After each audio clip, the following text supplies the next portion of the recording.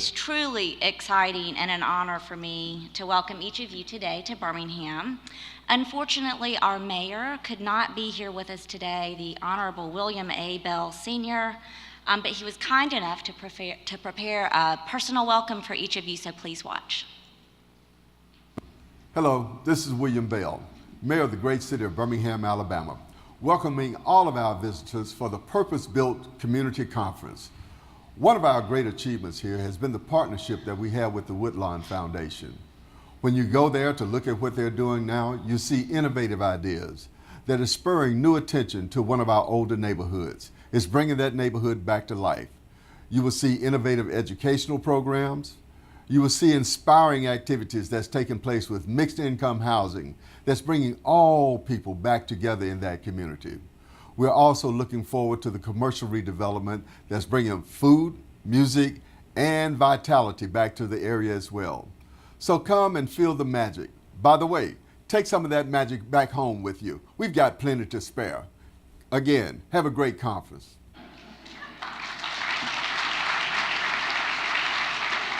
He was very sorry he could not be here today, but he was very kind to do that for us. So I wanted to start out just talking a little bit about Birmingham. For those of you, have any of you, is this your first time to Birmingham? Great, great. Well, we hope you will leave very inspired by our city. A lot of people think of Birmingham as just the birthplace of the civil rights movement. And we were that, but there's much, much more here. I wanted to give a little bit of context between the community of Woodlawn within Birmingham.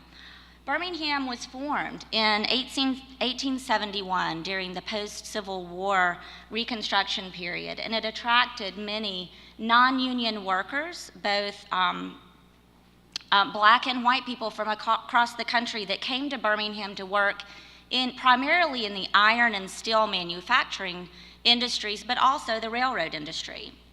Throughout several annexations of outlying farm communities, Birmingham quickly grew to become the largest city in Alabama. As you just heard the mayor say, it was often called the Magic City, but it was also referred to as the Pittsburgh of the South because of the steel industry. Woodlawn was one of those surrounding farm communities, and it was built, founded by the Wood family, and it was built along the Great Southern Rail Line at that time. And it was a very fertile piece of property right outside of the city, and it had natural springs, the land was fed by natural springs, therefore making it very fertile. When it was annexed into the city in 1910, it became one of Birmingham's 23 communities. Birmingham has 99 different neighborhoods, and those neighborhoods are cobbled together to form these 23 communities. So Woodlawn is not only a community, but it is made up of 4 other neighborhoods within there. Over the years, Woodlawn attracted a very diverse mix of middle-class working families. The craftsman style and national style architecture, which you'll see today on our tour, it filled the streets of primarily a single-family residential neighborhood. So when Carol was speaking about this model being transferable, what you'll see today is very different than Eastlake. We did not have 600 units of failing public housing to acquire and tear down. We are working very intentionally within a historically single-family neighborhood.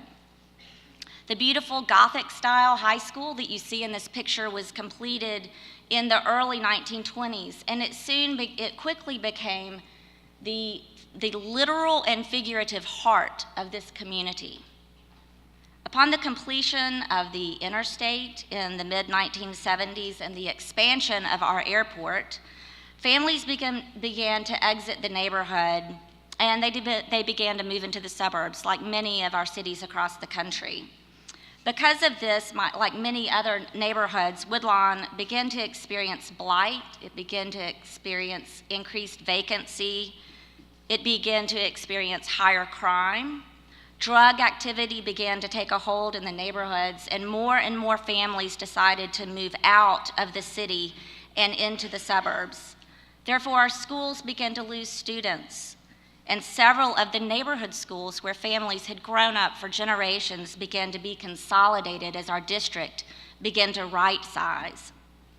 In 1960, Birmingham's population was around 340,000. That was really our peak. As families were leaving for the suburbs, and the population was declining, multiple municipalities began popping up around the county and around our region. Jefferson County alone now has 30 different municipalities that really has put a strain on our resources as we look to fund our schools, our infrastructure, our public safety, and all of these things that make our communities wonderful. Fast forward a few decades, and after several somewhat successful and some not so successful attempts to revitalize Woodlawn and other urban neighborhoods in Birmingham, the Woodland Foundation was formed. Mike and Gillian Goodrich, thanks to their vision and their knowledge of the purpose-built network, brought several organizations that were already working together in the community and brought them together under this umbrella that we have referred to as Woodlawn United to really focus our vision and to bring everybody together, even though they may be working within their lane, to every now and then get out of that lane and come together and work together for this common vision to make Woodlawn a healthy and vibrant neighborhood. As Carol mentioned, we joined Purpose-Built Communities as a network member in 2010. Now that we are 6 years into the project, the neighborhood and its residents are beginning to realize the benefits of strong partnerships, collective impact, and intentional place-based philanthropy, which I think you'll hear a lot of these terms in sessions over the next couple of days. Following, I'm going to give you a little bit of an overview of kind of where we are today based on the 3 pillars that Carol mentioned, which, as we all know, education, mixed income housing, and community wellness. Our education work, again, looks different than Eastlake. We are working within Birmingham City School, traditional public school district. We have 5 schools that have about 3,200 students. That makes up about 14% of the entire Birmingham City School District. Our premise is really, if we can move the needle in these 5 schools, then we can have a very large impact on the overall education outcomes of the entire district in Birmingham. About 4 years ago, the district was considering closing Woodlawn High School, that beautiful building I just showed you. We had about 800, a little over 800 students at that time. But more importantly, like I said, this was the heart of our community. So we went to the district and we said, what can we do? And they said, well, make us a proposal. You know, what do you think can be done? And so we brought in some experts from across the country, best practices in urban school turnaround work called EdWorks. It's an organization out of Cincinnati. And we worked with them and residents in the community and other stakeholders in the community to come up with what we call the Woodlawn Innovation Network. And it is a very innovative approach to education. We are looking at the entire cradle to career pipeline. We have state-funded preschool classrooms in all of our schools. And we are working to provide very intensive professional development to the teachers that are teaching within these schools so that they are delivering curriculum in a more innovative and creative way, making our students become more creative thinkers, problem solvers, and helping them to understand how what they're learning in the classroom can translate into real-world experiences and ultimately into a career. Here are a few of our what I consider wins, no pun intended, but we have 5 working farm labs in all 5 of these schools, and the students actually are learning how to grow vegetables. They're learning science, social studies, language arts, and these outdoor classrooms. Then they're turning around and having farmers market in carpool line. Therefore, they're transferring this education that they're learning about nutrition back into their families. You'll get to see one of the farms today. I hope you will go on the tour. A couple of things regarding education and metrics, and Carol talked a little bit. My canned answer for a question is going to be, there'll be a panel on that later.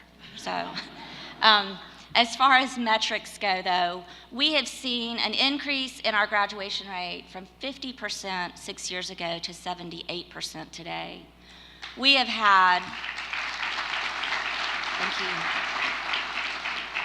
We have had our average ACT score go up 3 points this past year, and that is now with every 11th grader required to take it.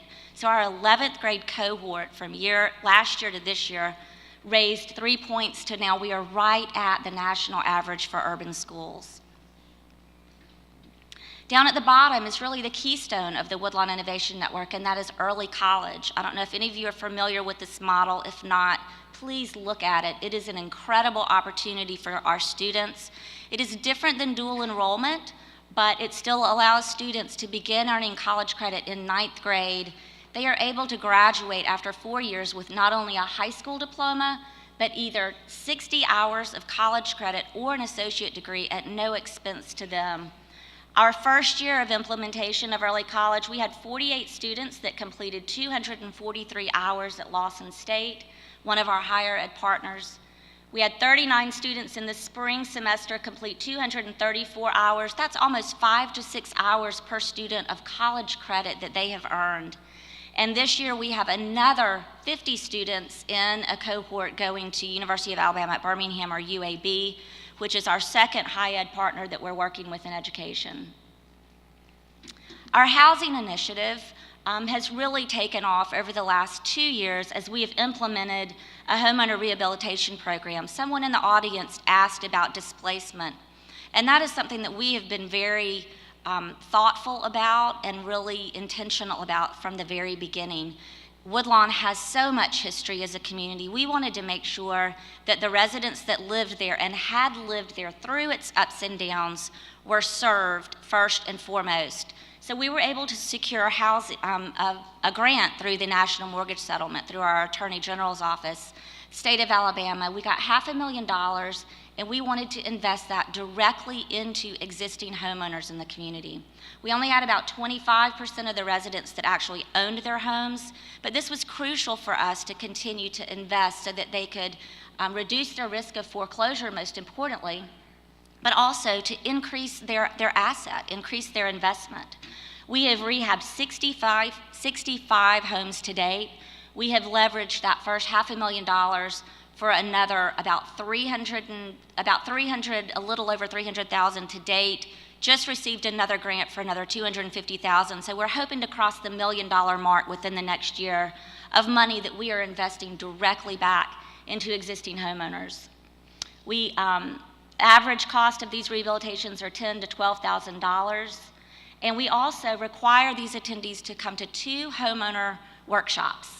And these workshops are hosted by many stakeholders in the community, primarily our financial institutions that come in and provide their financial literacy program.